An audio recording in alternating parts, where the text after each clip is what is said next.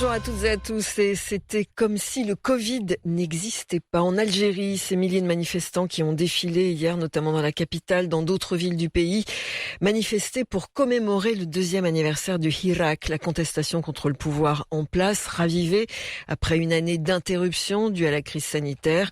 Hier, le cortège était imposant dans la capitale, tout aussi imposante. Les forces de l'ordre en rang serré. Plusieurs interpellations ont eu lieu dans l'après-midi.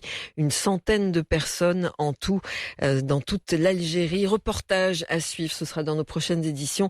Notre correspondant Faisal Metaoui a suivi notamment le cortège à Alger. C'est officiel, le Maroc est donc sorti définitivement de la liste grise de l'Union européenne en matière de fiscalité. À la suite de très nombreuses réformes, le Royaume a prouvé qu'il coopérait avec Bruxelles contre les mauvaises pratiques fiscales. Des actions saluées ensuite par l'Union européenne et détaillées ce matin par notre invité de la rédaction. Rendez-vous à 8h10, 1h de moins en temps universel.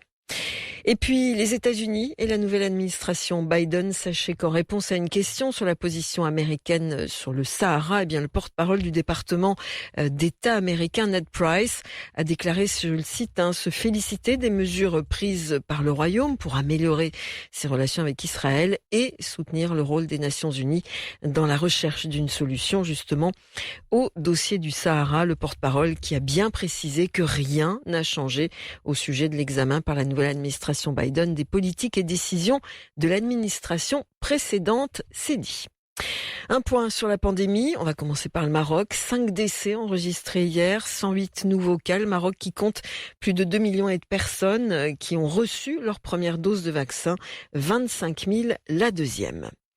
Le Royaume-Uni, pendant ce temps-là, peut se targuer d'être l'un des plus en avance dans la vaccination. 17 millions de Britanniques qui ont déjà reçu leur première dose. Boris Johnson, lui, a dévoilé hier son plan de déconfinement, un plan très progressif et prudent pour l'Angleterre.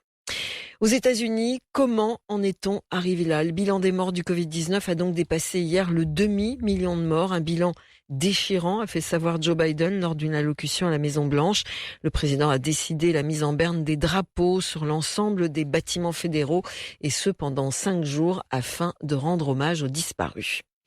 Les États-Unis qui ont annoncé des sanctions contre 2 leaders de la junte militaire birmane qui a renversé le 1er février dernier le gouvernement civil d'Aung San Suu Kyi. Washington promet de prendre d'autres mesures si l'armée utilisait à nouveau la force contre les manifestants. L'Union européenne emboîte le pas. Hier, des centaines de milliers de personnes sont de nouveau descendues dans la rue malgré les avertissements des militaires, les avertissant justement qu'ils risquaient tout simplement de périr s'ils manifestaient. Un dernier mot, ce sera pour le football. La CAF a donc tranché. Le Wydad Casablanca jouera ce dimanche 28 février contre les Sud-Africains, les Kaizer Chiefs. Un match pour le compte de la première journée de phase de poule de la Ligue des Champions d'Afrique. La rencontre se déroulera à Ouagadougou, au Burkina Faso, au stade du 4 août. Voilà donc pour cette synthèse. Merci de vous réveiller avec nous sur